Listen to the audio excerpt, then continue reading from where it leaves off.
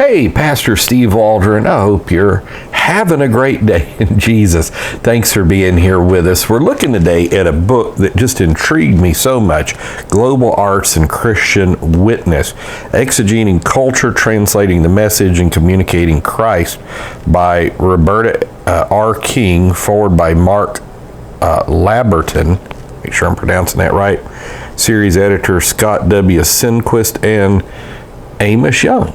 So let's get started on this as I turn my phone off. There we go. And what intrigues me so much about this book is, for over a millennium, whether it's frescoes, whether it's tiles, mosaics, whether it's architecture, whether it's your Da Vinci's, whether it's Michelangelo, whoever, there have been ways people have attempted to communicate Jesus outside of preaching and teaching, and biblical preaching, teaching, and song. So in reading through this book, and I have not completed this book, it does go quite a bit into song, but it goes into other things.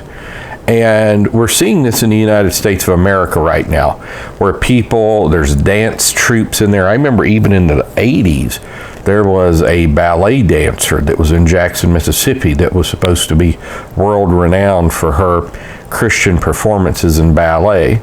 Now there's UPC ministers with children in ballet and dance troupes, sign teams, all of this kind of thing. And then you also have like innovative things like Jack Chick tracks, very colorful tracks.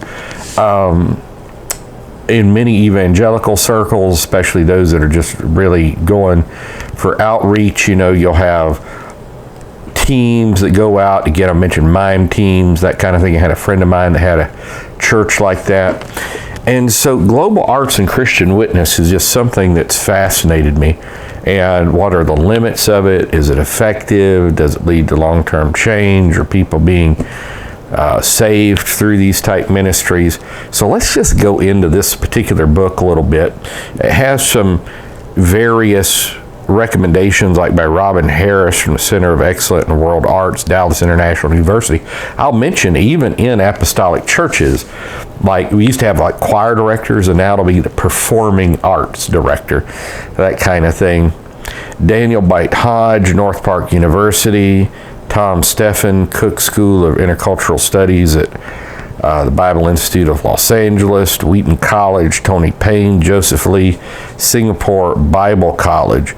So who is Roberta R. King, PhD, Fuller, which that's a whole lesson in of itself of the various things going on at Fuller, because they've played such a huge role, some would say, in the degradation of Christianity, or at least Christian culture, Christian society, beginning in the 1940s. Is professor in communication ethnomusicology in the School of International Studies at Fuller Theological Seminary. I'm going to repeat that. By the way, this was done by Baker Academic.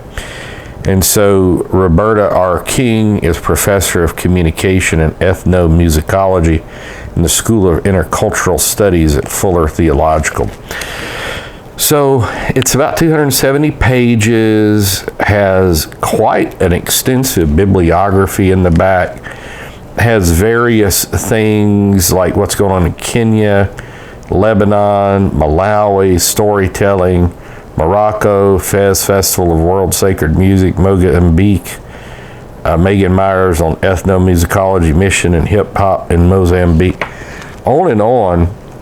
A webography is in here, questions for discussion. I noticed one thing in here had to do with interfaith dialogue, which I'm not necessarily a huge fan of.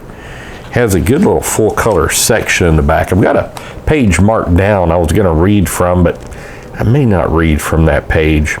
Kind of get the feel for this book.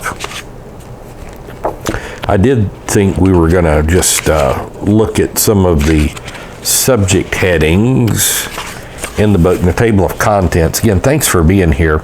Foundations in Global Arts and Christ-Centered Witness, Encountering Christ Through Global Arts, Engaging Peoples for Christ via Global Arts, Global Arts and Peace Building and Interfaith Dialogue, Appropriating Global Arts in Multicultural Settings, Postlude, Revealing God's Glory and Salvation via Global Arts. So it's got several illustrations in here, listing of what they are.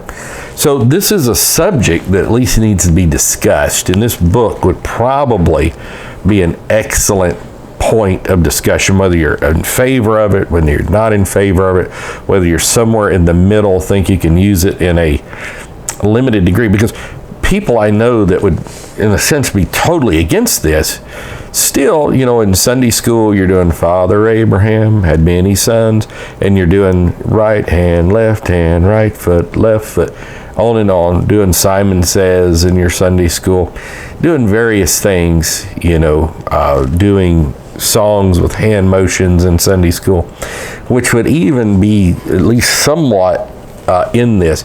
And as far as global arts, you would get your posters from your Sunday school literature. You would have somebody draw beautiful mosaics in your Sunday school classrooms, on and so forth. So it's maybe not as cut and dried as you might think. Even if you have a church choir, church praise team, you're entering into some of these areas. So God bless. Let's just glorify Jesus in whatever we do, but let's also at the same time not try to Christianize cultural memes and make them somehow, just because we put Christian lyrics to it, they're Christianized. So God bless. Talk with you later. Bye-bye.